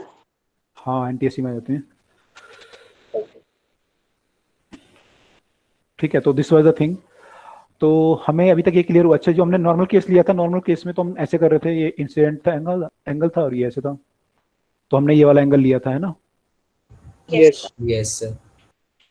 अब यहाँ भी 2 एंगल पॉसिबल हो सकते थे, एक ये वाला हो सकता था, ये वाला हो सकता था। Yes sir. Yes sir. ये वाला। लेकिन यहाँ पे कौन सा करेक्ट होगा, ये वाला करेक्ट होगा? Yes sir.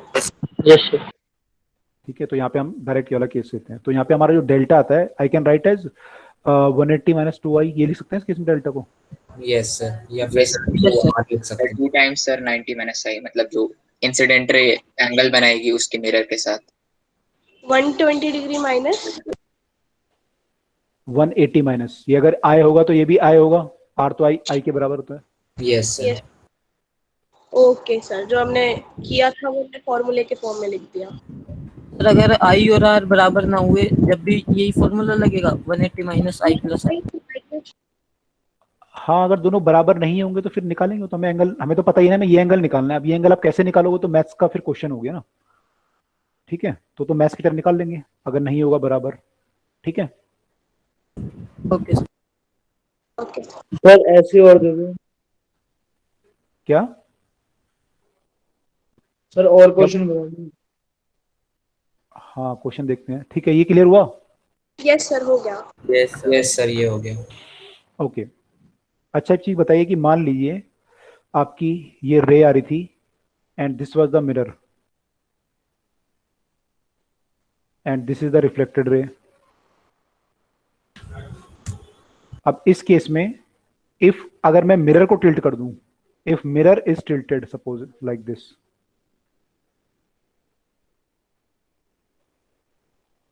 If mirror is tilted, तो जो रिफ्लेक्टेड रे है वो कितने एंगल से बेंड करेगी? अगर mirror is rotated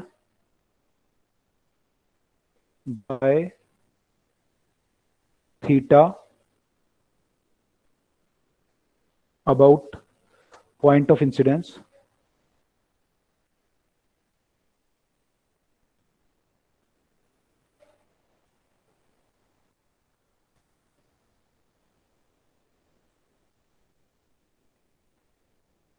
then reflected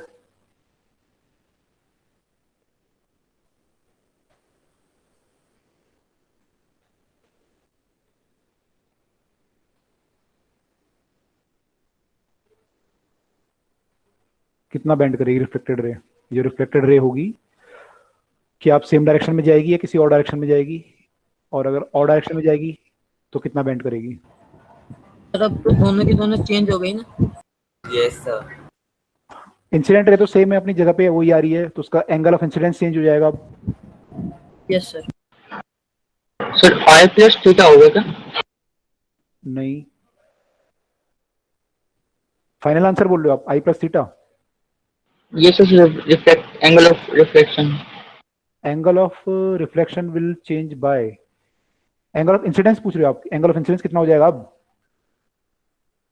yes sir. Sir आपने एंगल ऑफ डेविएशन पूछा है क्या?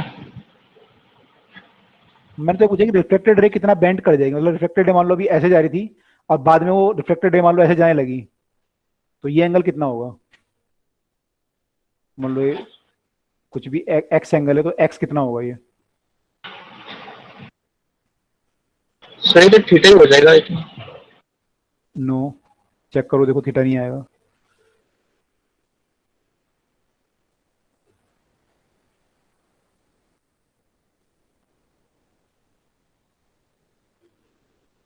टू थीटा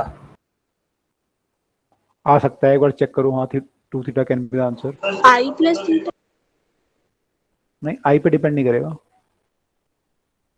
आई पे तो एंगल ऑफ इंसिडेंस वगैरह चेंज होगा। मैं तो ये पूछ रहा हूँ कि रे का फाइनल रे जो जा रही है, रिफ्लेक्टेड रे, वो कितना बेंड रहेगी, ये पूछ रहा हूँ। मैं ये नहीं पूछ रहा कि एंगल ऑफ इंसिडेंस कितना हो जाएगा या थीटा एंगल पे बेंड हुआ है तो 2 थीटा हो जाना चाहिए। हाँ, देखो निकाल के देखो, डायग्राम से आ रहा है, निकाल के आ रहा है। नहीं बनाओ डायग्राम। एंगल ऑफ इंसिडेंस कितना हो जाएगा इस केस में अब? सर वो तो सेम बता रहे हैं। नहीं, सेम क्यों आएगा? आई प्लस थीटा हो जाएगा क्या? 2 थीटा आ रहा है sir. Sir angle of incidence I plus theta हो जाएगा। आपने एंटी क्लॉकवाइज माइनस होना चाहिए मेरे ख्याल से, आई माइनस थीटा। ये एंगल ऑफ इंसिडेंस है आपका। अब आपने मिरर को घुमा दिया, मान लो ऐसे, सर तो आई आपका माइनस थीटा आ रहा है एंगल ऑफ इंसिडेंस। हाँ, ये नॉर्मल था, तो नॉर्मल कितना घूम जाएगा? सर मेन बात यह है ना कि नॉर्मल थीटा से एंटी क्लॉकवाइज में चल जाएगा सर, बाकी चीजें उसी के कॉरेस्पॉन्डेंस में आ जाएंगी। बिल्कुल, आपका जो नॉर्मल होगा इस बार, नॉर्मल भी आपका थीटा एंगल से रोटेट कर जाएगा। Yes sir. थीटा से रोटेट कर जाएगा, तो एंगल ऑफ इंसिडेंस कितना हो जाएगा अब नए वाले मिरर के लिए, नई पोजीशन के लिए? आई माइनस थीटा। आई माइनस थीटा हो जाएगा। तो ये एंगल आपको सर ये आई clear माइनस, नहीं हुआ। क्या बोल रहे हो? सर ये क्लियर नहीं हुआ। क्लियर नहीं हुआ? ओके, नहीं हुआ सर, दोबारा एक बार। खुद बनाओ डायग्राम, खुद बनाओ डायग्राम, क्लियर होगा। ये एंगल आपका आई था, अगर आपने मिरर को थीटा घुमा दिया तो नॉर्मल कहाँ होगा अब नॉर्मल कहाँ बनेगा इसका?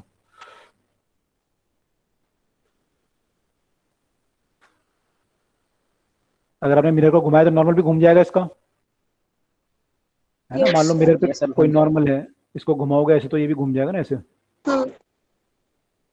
तो इसका नॉर्मल कितना घूमेगा? अगर मैं इसको थीटा घुमा रहा हूँ, मिरर को पकड़ के थीटा घुमा रहा हूँ, तो नॉर्मल कितना घूमेगा? थीटा ही घूमेगा। थीटा ही घूमेगा, तो ये यहाँ पे आ जाएगा नॉर्मल। अब तो पहली वाले से थीटा घूम जाएगा ये, पहली वाली पोजीशन से। तो अब एंगल ऑफ इंसिडेंस क्या होता है? नॉर्मल और इसके बीच का एंगल होता है इंसिडेंट रे के। ये कितना डायग्राम बना के आ रहा है। ये कितना होगा ये एंगल अब? आई माइनस थीटा। आई माइनस थीटा। करेक्ट, पहले ये आई था, अब ये आई माइनस थीटा बचेगा यहाँ पे। तो एंगल ऑफ, यस सर, क्योंकि थीटा इधर।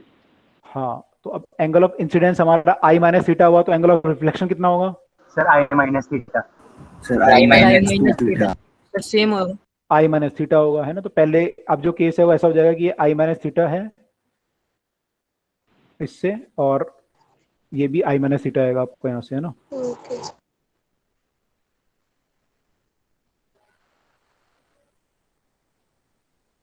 ठीक है, पहले क्या था? नॉर्मल आपका ऐसे था, ये एंगल आपका आया था और ये एंगल भी आया था। ठीक है, तो ये रे थी आपकी एक, और अब एक ये वाली रे है। इन दोनों रे को कंपेयर करना है हमें कि इनके बीच का एंगल कितना है। तो एक डायग्राम पे आप दोनों को बना के देखो क्या एंगल आ रहा है दोनों के बीच का। सर 2 थीटा आ रहा है। ये वाली रे थीटा ही आएगा ना? ये वाली रे तो सेम है दोनों केस में। Yes sir. Yes sir. ये तो सेम। तो ये तो ऐसी बनेगी। यस। अब ये वाली जो रे रिफ्लेक्टेड रे बनेगी, कितना एंगल बना रही है ऐसे इस केस में? 2i minus 2 theta. Sir 2i minus, और यहाँ कितना बना रही थी? Sir 2i। Sir 2i।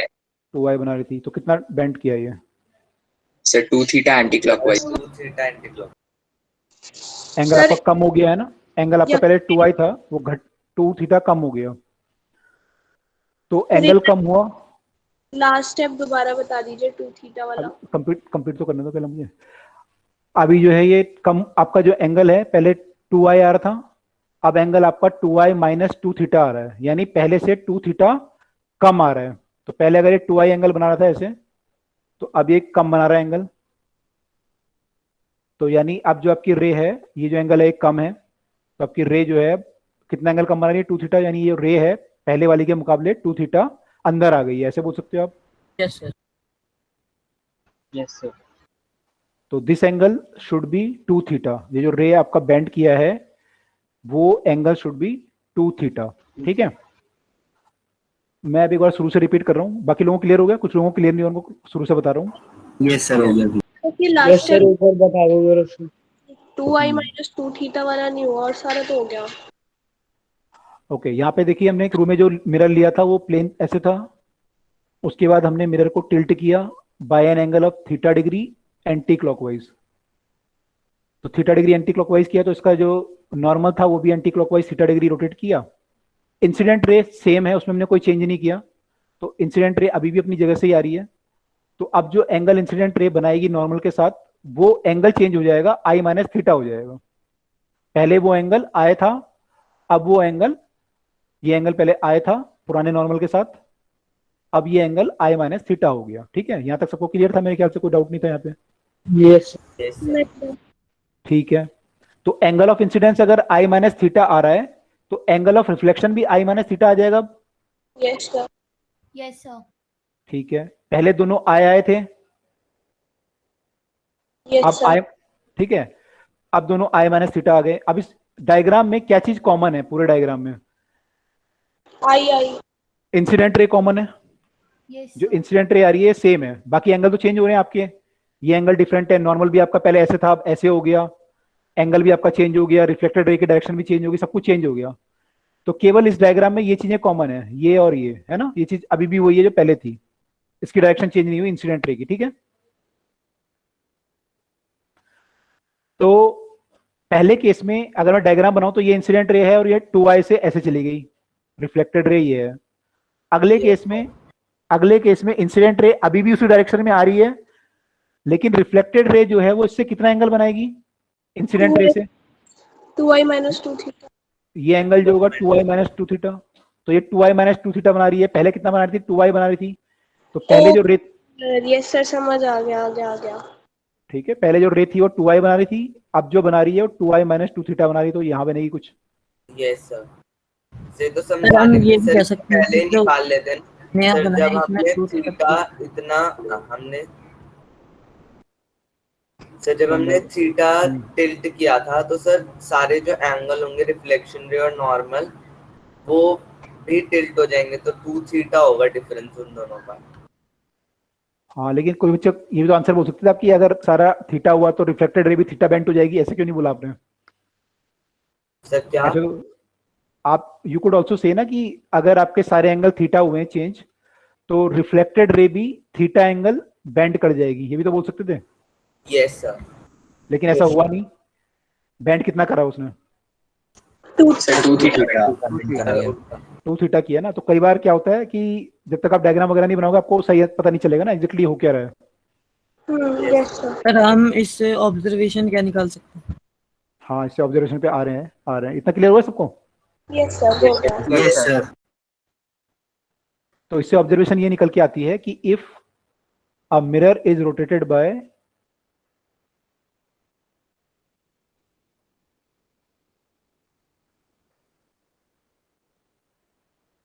by an angle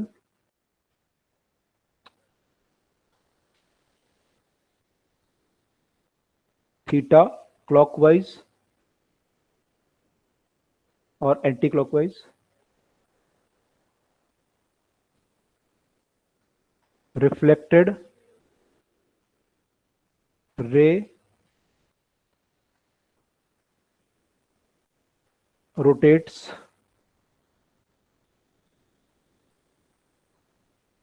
माने डायरेक्शन सेम होगी उसकी, also rotate bye 2 theta in the same sense. माने कि अगर उसने आपने क्लॉकवाइज किया है तो क्लॉकवाइज और एंटी क्लॉकवाइज किया है तो एंटी क्लॉकवाइज। अगर आप थीटा रोटेट करेंगे तो ये 2 थीटा रोटेट कर जाएगी आपकी in the same sense. I hope this is clear. Yes sir. Yes sir. Sir अगर थीटा i/2 हो गया तो रेस कोइंसाइड कर जाएंगी ना? अगर थीटा i/2 हुआ तो सर तो फिर रिफ्लेक्टेड मतलब जो एंगल ऑफ रिफ्लेक्शन हो जाएगा सर वो 0 हो जाएगा। सर वो तो जब i और थीटा इक्वल होंगे तब होगा। हाँ, अगर आप परपेंडिकुलर कर दोगे उसे ओके यस सर, आई और थीटा इक्वल हो जाएंगे तब सर 0 के इक्वल हो जाएगा वो। हाँ, अगर आपकी रे मान लो ऐसे आ रही है और आप क्या बोल रहे हो, कितना रोटेट करना चाहते हो मिरर को? अर्नव कितना बोल रहे थे आप? सर सेकंड केस में जो हमारा वो आ रहा था, अच्छा सर हाँ मेरा मतलब सर आई और थीटा इक्वल हो जाएगा तब वो हो जाएंगे coincide. Yes sir, sir I by 2 में तो सर डिफरेंट आ जाएगा फिर वो। Yes sir. ओके, चलो इस पे नहीं आते हुए, तो this was the conclusion drawn from here. I think ये क्लियर है सबको? Yes yes sir. ठीक है, चलो तो आज मेरे ख्याल से यहीं तक पढ़ते हैं, है ना? इसमें अभी आगे और भी चीजें हैं that we will do in the last. Sir इससे रिलेटेड क्वेश्चंस के डीपीपी डाल देना, क्योंकि सर आपने ऑलरेडी डली हुई है जो उसमें ए और बी डीपीपी है, उसमें डेविएशन के क्वेश्चन है, मैं आपको करा रहा हूँ एक्चुअली। ओके सर, तो आपने डाली हुई कौन है? सी कर सकते हैं इसमें से? मैंने आपको पिछले क्लास 10 की डली हुई है।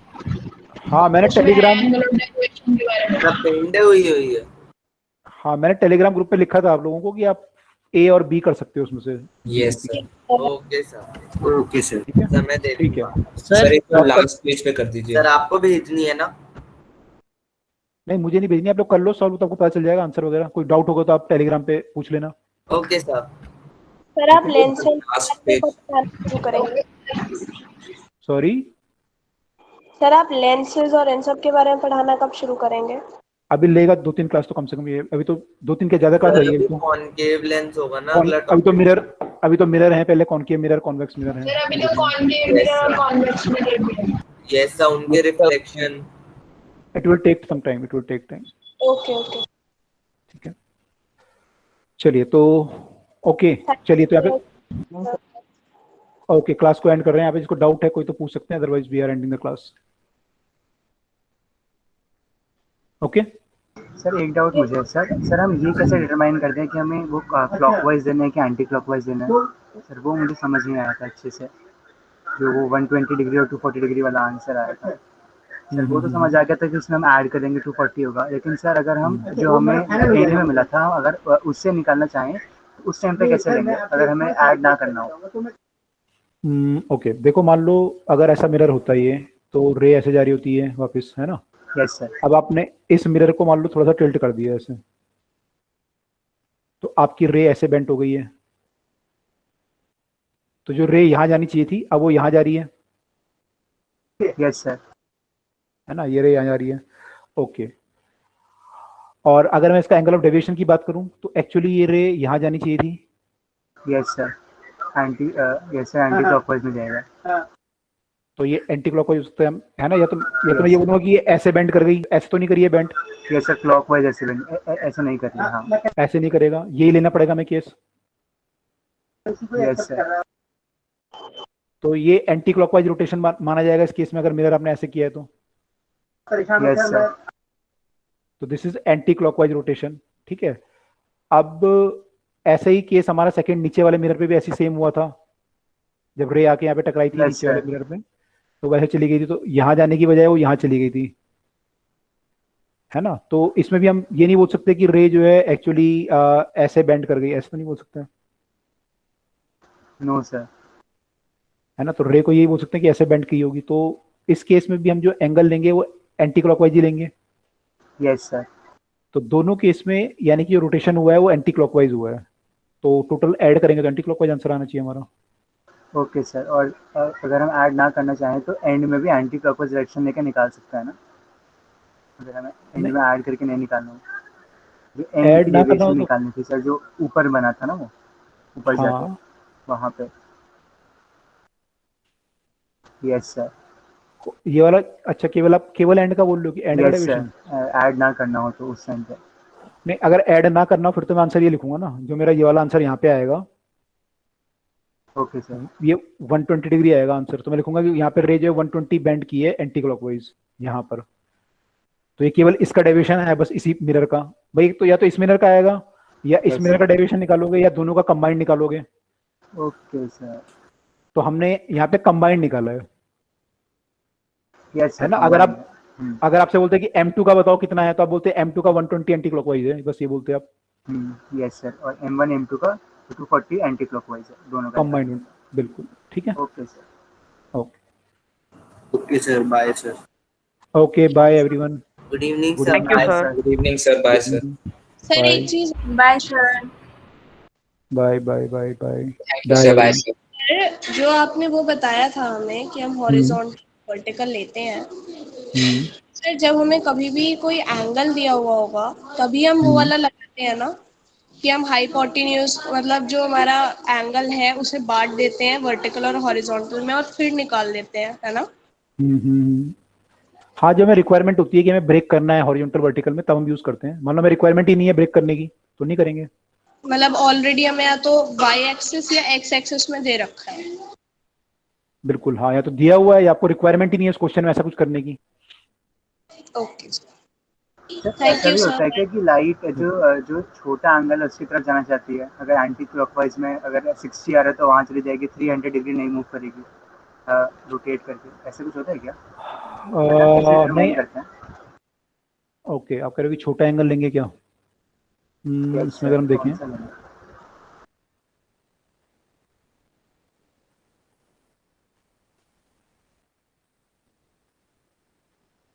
इस केस में अगर हम देखें तो हमने जो एंगल लिया है ये छोटे वाला ही लिया है ना? Yes sir, 120 degree anti clockwise और 240 क्लॉकवाइज आता है सर। सर मुझे ये समझ आया हमने क्लॉकवाइज क्यों नहीं लिया, एक बार ये एक्सप्लेन कर देंगे आप?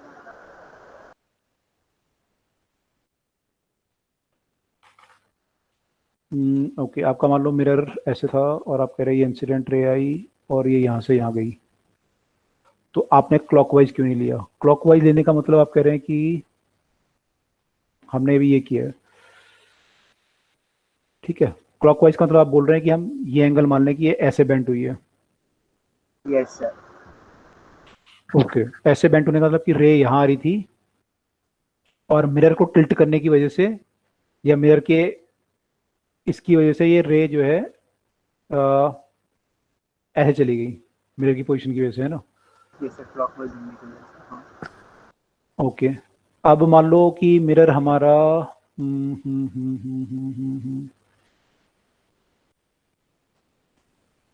मान लो ऐसे होता, ठीक है, तो इस केस में डेविएशन कितना आता? सर 90 डिग्री आता सर। नहीं सॉरी, ओके सर, ठीक है सर, पूरा आता 180 आता। Yes sir. सर क्योंकि 0 यस सर, 0 डिग्री है ना? 180 आता। अच्छा, अब मान लो मैं इसको मिरर को क्लॉकवाइज घुमा रहा हूँ, है ना? क्लॉकवाइज मैंने घुमाया, मान लो इसको 60 डिग्री सपोज, या 30 डिग्री मान लेता हूँ, तो मेरी जो रे है ये अब ऐसे हो जाएगी। Yes sir. Yes sir. Normal भी 60 डिग्री घूमेगा। तो ये कितना घूमेगी ये रे? ये नॉर्मल नहीं है, रे है मेरी रे, ऐसे नॉर्मल नहीं है ये। कितना घूमेगा रे? सर डबल जो हमने भी निकाला था उससे निकाल सकते हैं क्या? अभी निकाला था, डबल हो जाएगा। 60 हो जाएगा, 30। Yes sir. ठीक है, तो रे जो आपकी यहाँ जानी चाहिए थी वो 60 घूमी, कितना लेकिन किस डायरेक्शन में घूमी, क्लॉकवाइज या एंटी क्लॉकवाइज? सर क्लॉकवाइज ही घूमी है, यहाँ को हमने मिरर रोटेट किया हुआ है। आपने मिरर को क्लॉकवाइज किया तो रे भी आपकी क्लॉकवाइज रोटेट हुई है ना? Yes sir. ठीक है, तो ओके, अगर मैं आपसे पूछूं कि आप बताओ एंगल ऑफ डेविएशन डेल्टा कितना होगा? यहाँ पे कितना था डेल्टा? पहले ये 180 था ना, 180 क्या लिखूंगा, clockwise anticlockwise? Sir anticlockwise. Both are same actually, clockwise anticlockwise same ही है वैसे सर। यस सर, सेम ही आ रहा है। मान लो क्लॉक एंटी क्लॉकवाइज जो भी सेम है, ठीक है। अब मैं यहाँ पे कितना लिखूंगा इस केस में answer? Sir 120 degree. Sir 120 degree anti clockwise. Sir 120 anti clockwise. Yes ये 120 है ना? Yes sir. यस तो सर। 120 anti clock. क्यों बोला आपने एंटी क्लॉक? क्योंकि ये ऐसे था पहले रे, है ना? अब आपने ये 180 डिग्री का डेविएशन हो रहा था पहले, अब आपके मिरर को घुमाने की वजह से ये ऐसे घूम गया,